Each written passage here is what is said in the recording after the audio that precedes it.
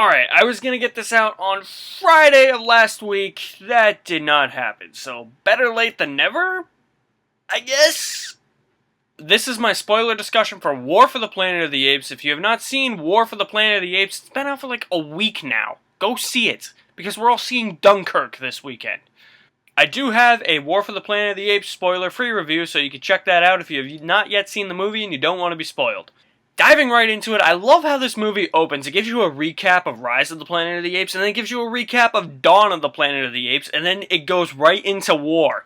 And I love the soldiers in this, because it just has like Monkey Killer written on the back of their uniforms, and then you just see this huge battle take place, and you're like, yeah, the apes and the humans, yeah, this is a fucking war.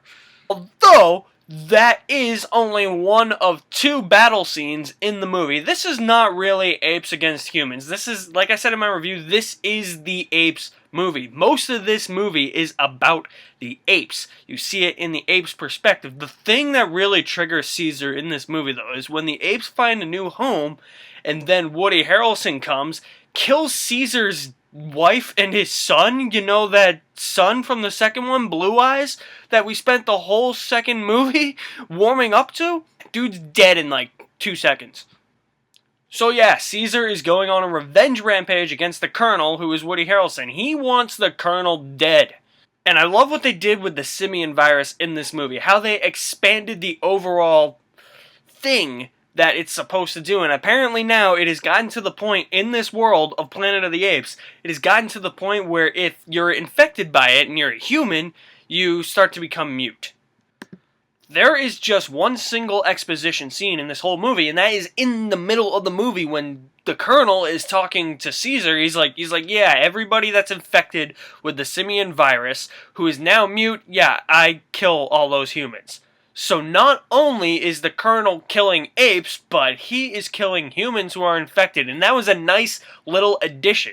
Kind of comes full circle at the end, because Caesar does not kill Woody Harrelson. Woody Harrelson has the disease, and he dies from it. This movie, the final battle, I get why people don't like this section of the movie. I understand why they're just like, the payoff wasn't as big. For me, it didn't work that way. For me, I understood that it was more poetic, and I was just like, the situation here isn't about the apes versus the humans. It's not supposed to be as big as Caesar versus Koba. I think Caesar versus Koba in Dawn is a stronger conflict. It's just the way this movie was conveying all the information. It's like you didn't need to have a big battle between Caesar and the Colonel at the end. What this movie did that I really liked is that it was just humans versus humans. And that's the way I think it should have been. The way this movie played out. The way Woody Harrelson was saying, I kill humans because they have the simian virus. That, I think, was just kind of the overarching thing that I think held this movie together, and that's why I think this final battle actually did pay off. This movie set it up so it was never going to be apes versus humans in the end. It was going to be humans versus humans, just another way that this movie surprised me, and I appreciated that about the movie. I give this movie a pass, because yes, Dawn, like I said, had a stronger conflict, had more action. Caesar versus Koba was a little bit more emotional, but with this, it's just Caesar dealing with his inner demons. He's like, I can't become like Koba. He's like, I'm starting to. I can't be that ape.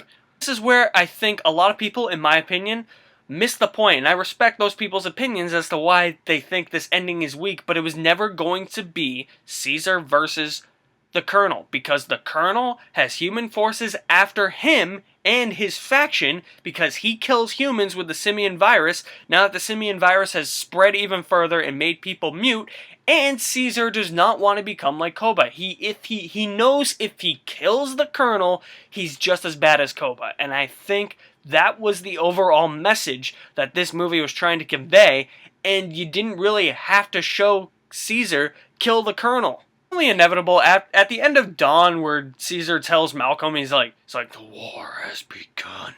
It was only inevitable that at the end of that movie and throughout the entirety of this movie, it's just like, yeah, Caesar's gonna die at the end. And Caesar, this ape Jesus, does die, unfortunately, but he dies peacefully. And that's what I liked, because the apes escape the internment camp, the colonel is running, they find this new haven where they can all live in peace, and he just falls over and dies peacefully. I was like, that is the perfect way to end a trilogy about this ape named Caesar. And that's my spoiler discussion for War for the Planet of the Apes. War for the Planet of the Apes. I hope you guys enjoyed it. This is one of my favorite trilogies of all time. You can like me on Facebook. You can follow me on Twitter.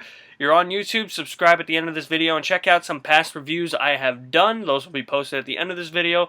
Thank you so much for watching. I hope to have a review of Dunkirk this week. Valerian, I was going to go see tomorrow. Something came up, so I had to cancel my press screening for that. But I will try and get that out this week as well. So I'll see you with those reviews, and I'll see you next time.